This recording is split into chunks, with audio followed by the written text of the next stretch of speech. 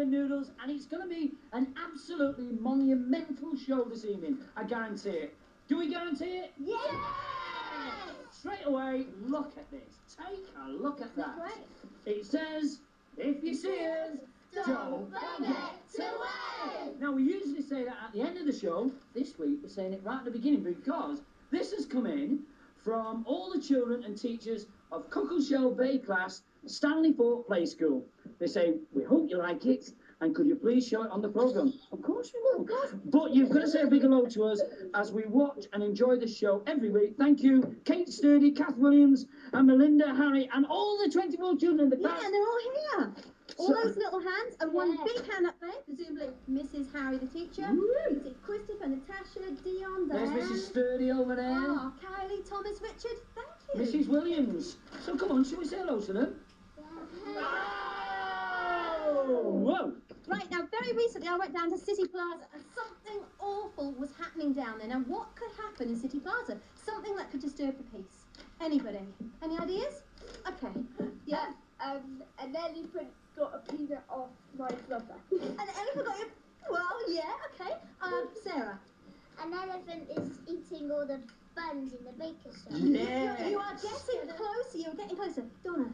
Because they're eating all the people's up. Crocker. Look, I'll tell you, right, the animal that I'm talking about, it's not quite so wild. All I can say is it was very embarrassing because I ended up on my hands and knees in City Plaza. I'm quite excited today because I've been asked to come down to City Plaza to cover an interesting story. Now, apparently, somewhere around here, there's a cat disturbing the peace. And it's my job to find him. Now, I think it might be a job easier said than done. Whatever the case, I have to start looking. Here, kitty, kitty. Come on, puss. Come on, you always find cats in bushes, don't you? Come on out. I know you're in there somewhere. Oh, I've looked everywhere, all over City Plaza. I can't find any cats. I'm exhausted. I've been everywhere in City Plaza. I've been down in the basement looking for the car park. I've been up in escalators, down the lifts. I've asked everybody I could see. I've been in and out of shops. I'm never going to find a little pussy cat, no matter how much it's disturbing the peace. Here, kitty, kitty, come on, kitty, kitty. Come on, kitty, kitty. Kitty? Is this it, kitty? Kitty? I didn't think it would be this big. Nothing in common, but there's trust. I'm like a minus, she's like a plus. One going up, one coming down, but we seem to land on common ground. When things go wrong, we make corrections to keep things moving in the right direction. Try to find it, but I'm telling you, Jack, it's useless. Opposites attract. Baby, ain't it something how it lasted this long? You and me proving everyone wrong. I don't think we'll ever get our differences matched. Don't really matter, cause we're perfectly matched. I take you step back. We come together. Stop the such a track. You know, she ain't bitchin', just not to the back. We come together. Excuse me. Hi, I was wondering, is this cat been a problem to you? No. He's not been a disturbance in any way? No. Oh, okay. Well, is he bothering you? No. Well, what are you standing here for? Well, we want to have a photograph taken. You're going to have your photograph taken with the Licey cat? Yes. Oh, I love having my photograph taken.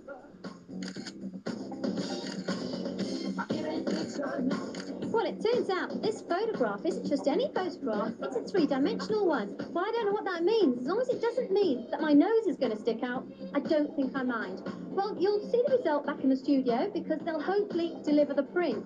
Now, things aren't what they seem today because this Licey cat isn't a problem. He's not a disturbance. He's bringing good luck and happiness to everybody, just like Father Christmas does. There's no story here. I better prepare for my photograph. Oh, that's a bit embarrassing, wasn't it? Yeah, but where's the photos, Jan? Yeah, well, good point, Sarah. Where is that photograph? It's the same as the Valentine's cards. They haven't turned Did you get any Valentine's cards? No, so I'm going to give everyone another week Oh, to I get don't think those they'll in. bother. They won't look now. I got sacked so. Hang on. Hang on, John. The postman's just arrived. What's he bought? He's bought my three-dimensional photograph. Well, what a surprise! And here it is. Oh, There you go. See, it's different from normal photographs. Can you see why it is? Yeah. Well, it's three-dimensional. It is three-dimensional. Looks for things stick out. And it's okay. I was worried about my nose at one point, but no, it doesn't stick out. No. Right. And you've got a nose for those sort of things, I then. certainly have. What's a pint called? What's the point? May I, at this point, introduce the three boys here at the back, reading from left to right, and they're all member of one family, the Ball family. We have Sean.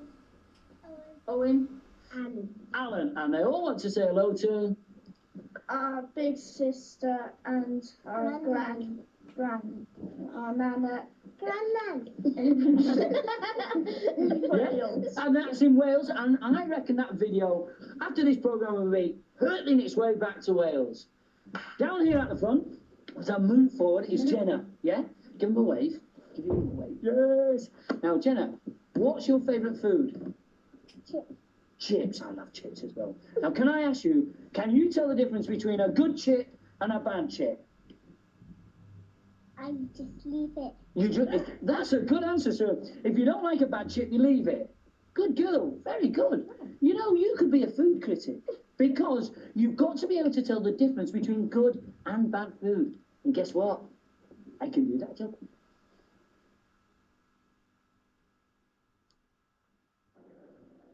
Je vis et bonnet soup et non bon language. Excuse the French, but roughly translated, this means good food and not fine words keep me alive. Very true. But what's this got to do with I can do that job? Well, you see, this week, I'm a food critic, and I'm going to use the wealth of experience and knowledge on food to give an honest and frank opinion about this restaurant. Maybe?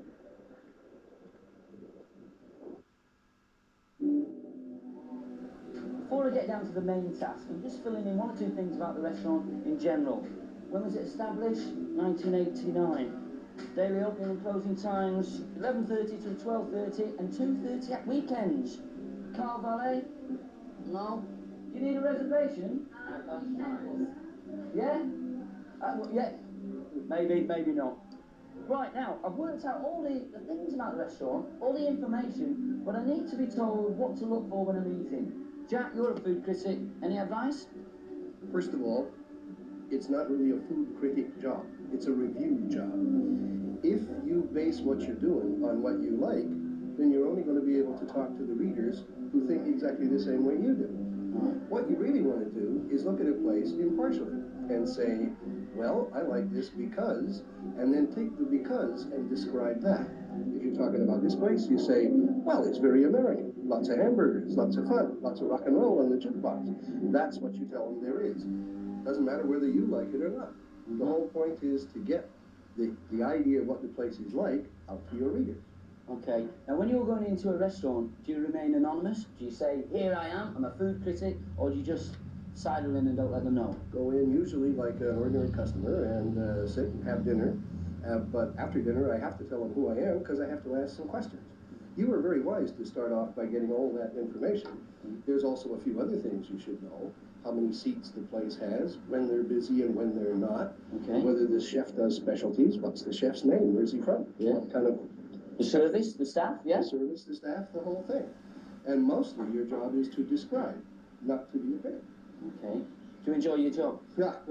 Who wouldn't enjoy this job? Oh, it's the greatest job in the world. Right, now do you have a particular type of food that you enjoy, or nationality of food? My job is not to have favorites. My job is to check out as many different kinds of food as I can for as many different kinds of readers as I have, and to tell them basically what's available, what kind of place it's available in, what it costs. Oh, thanks, Jack. My pleasure. So with that advice, I'll get down to the main task of the food. The setting of any restaurant is really important. Some restaurants try to look like an Indian palace, others like an Italian pizzeria. This one is most definitely American, 1950s American to be precise. And from the memorabilia on the wall to the Wurlitzer jukebox, this goes back 30 years to America at the end of the 1950s. Now you remember Fonz in Happy Days? He would have loved this place. Hey, stay cool.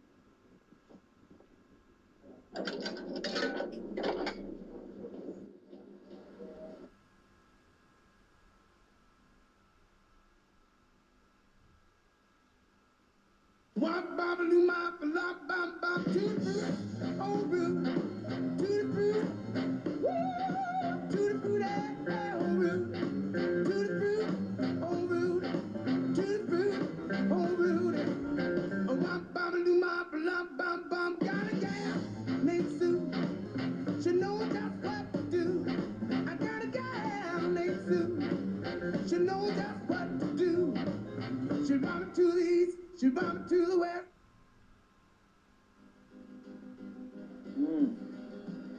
And now for the moment I've waited for, choosing the food. Fantastic menu, but I've gone for deep fried mozzarella sticks, followed by cheese, bacon and avocado burger, and to round it all up, an ice cream sundae. Thank you.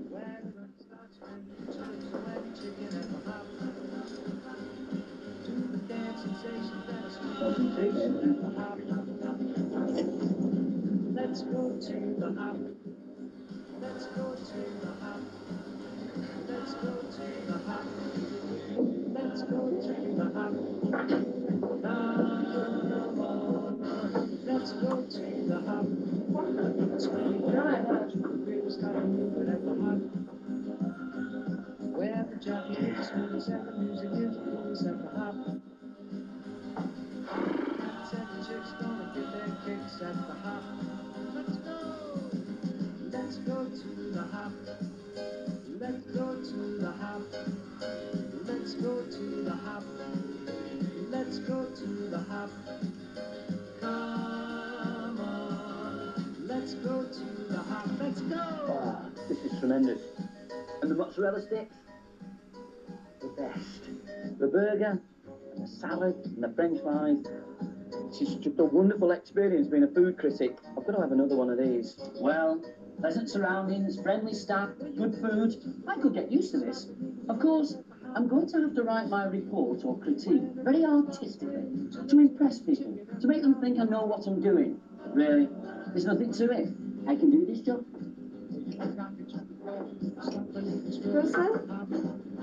Bill, but I haven't got any money. I didn't know I had to. I'm sorry, it's the kitchen. Oh. How was it like in the kitchen? How was it like in the kitchen? It was awful. It was disgusting.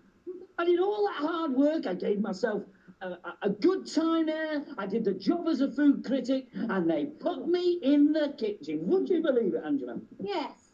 Well, it seems to be that chips are a very popular food here.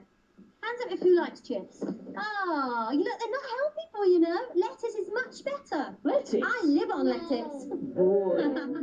Right, we're going to have a Vinnie Cunningham interview over here. Hey? Yes, we are. Hello. What's your name here? Gail. This is Gail. Have you got any brothers or sisters? Yes. Tell me about them. Well, I've got a sister called Karen, and she's 9 years old. Yeah. And I've got a brother called Reese, and he's 5. Okay. Are they well behaved most of the time? Yes. Is there anything that they do that really irritates you? Oh, wow. Oh, I was hoping something really juicy there. Okay then. You don't want to say hello to anybody, do you? No. All right then. Donna does though. Yeah. Go on, Donna. I like to say hello to my mum and dad, my friends at school, and I like to say hello to Miss Perkins. Yes! Miss Perkins, that's your teacher. Correct? Good. Right, and I would like to give you all the address because I'm sure you'd like to write into Noodles and tell us what a great show it is. The address is Noodles, room 428, 81, Broadcast Drive, Hallelujah. Did we say ATV? Yes, we did. And the girls down here would like to say it's time for a... Break!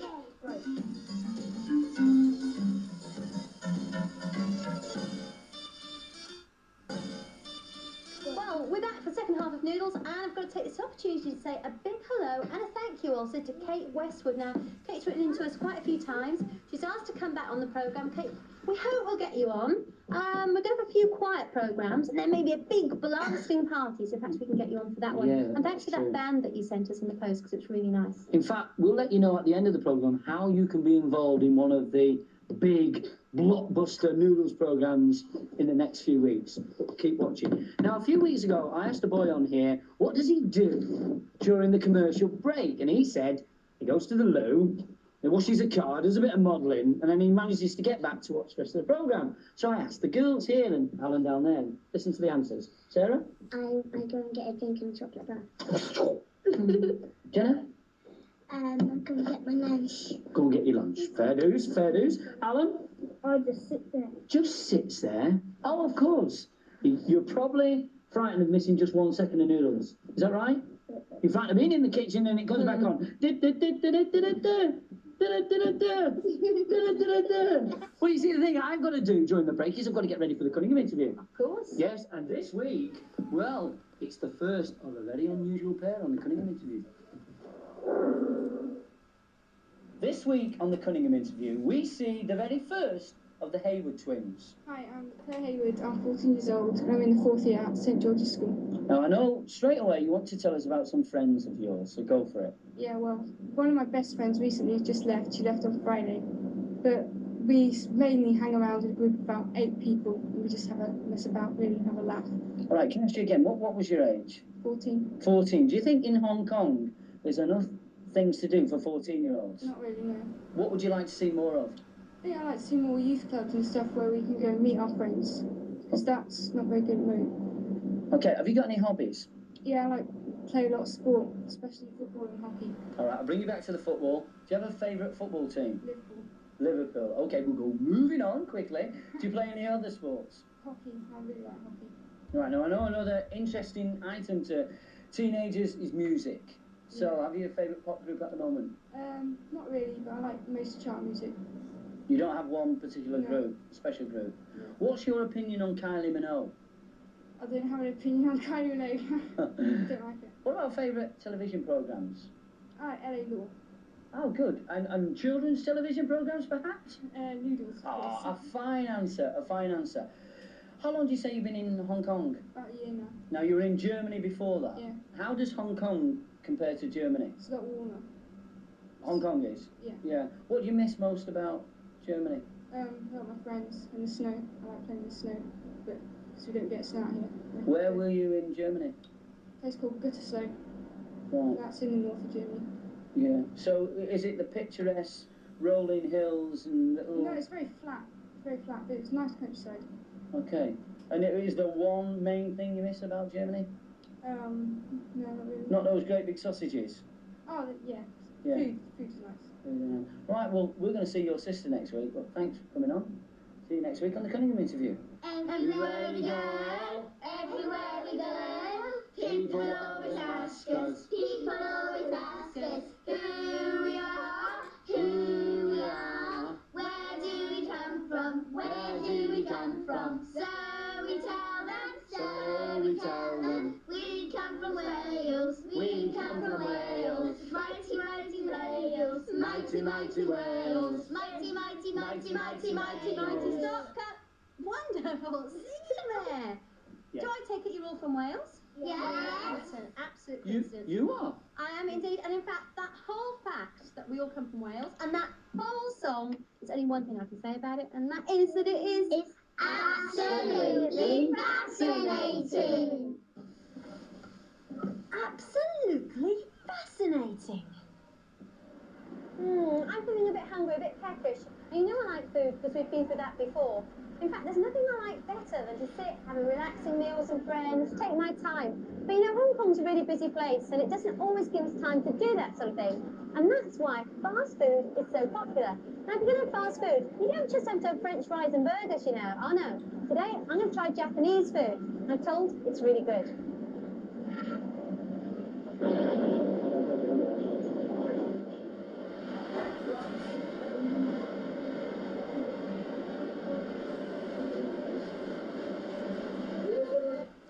Did you know that the Japanese word for food and rice are one and the same? Maybe that's because they eat so much rice. They eat rice with every meal and rice on its own.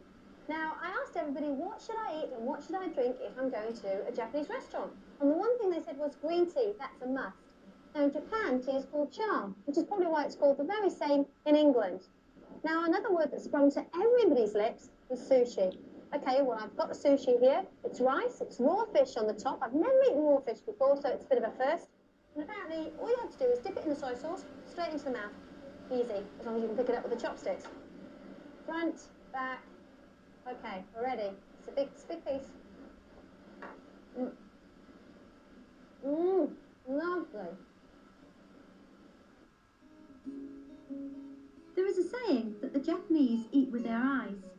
The appearance of a meal is as important as the taste, which is very delicate. Everything in this restaurant was beautifully prepared and very smoothly run.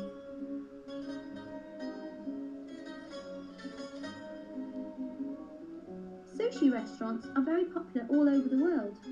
Sushi is rice balls sprinkled with vinegar and rolled in dried seaweed, or prepared with a slice of raw fish on top. Now, many of you are probably going, raw fish. Well, it might not sound very appetizing, but it's fresh fish, and really, it's very nice.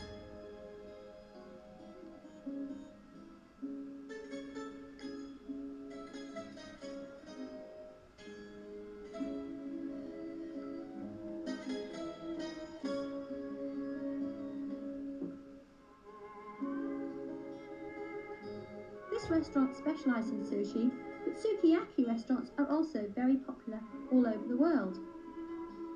This restaurant had a special barbecue pit on one side of it and specialised in barbecuing fish.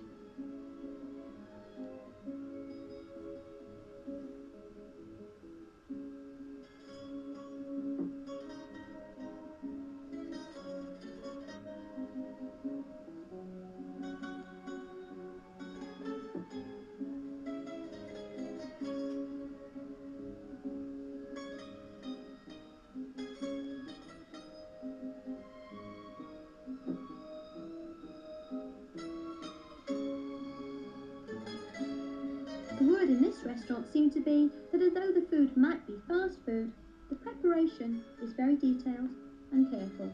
Just take a look at this.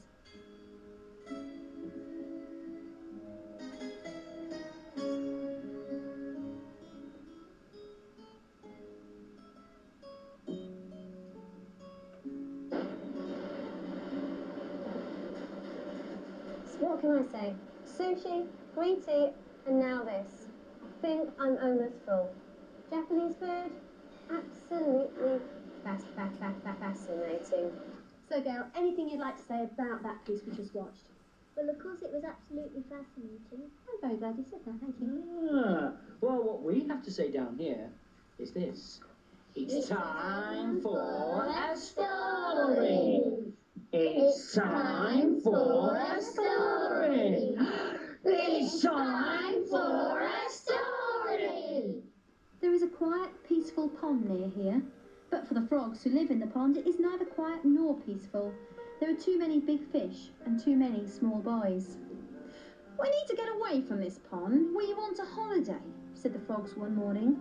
So, taking some fly and spider sandwiches and flasks of pond water, they hopped up the hill and along the street in search of the perfect place for a frog's holiday. They looked in the pet shop, but that had too many big fish. They looked in the swimming pool, but that had too many small boys.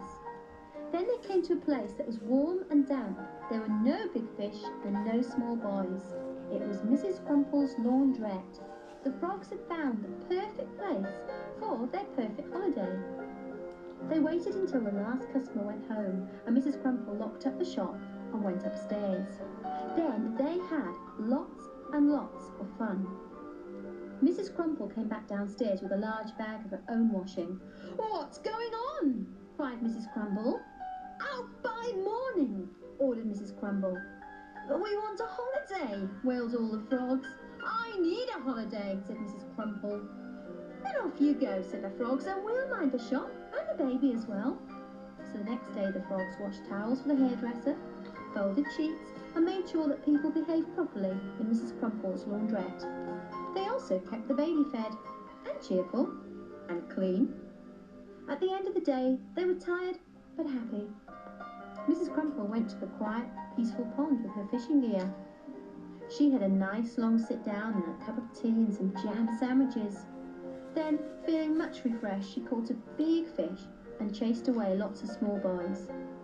At the end of the day, she was tired but happy, and she thanked the frogs for her day off. She went into her little back room and made the frogs some fish paste sandwiches and opened a packet of squashed fly biscuits.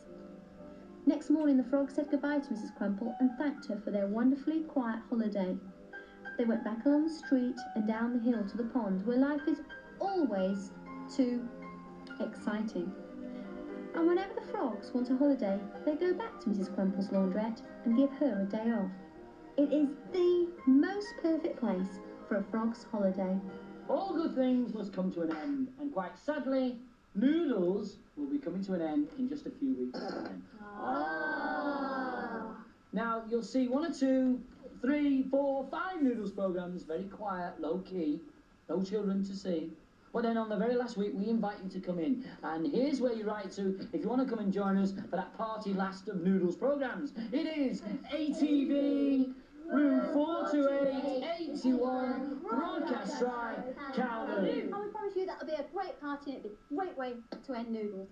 Now then, Sean, someone we know is going to change from a Miss to a Mrs. So what's going to happen to her? Get married. Yeah, and who is it? Miss Patterson. Miss Patterson, okay? Sean, one of Sean's teachers here. Miss Patterson's getting married to Mr. Butterworth. So Colin and Elaine, we know very soon you'll be together.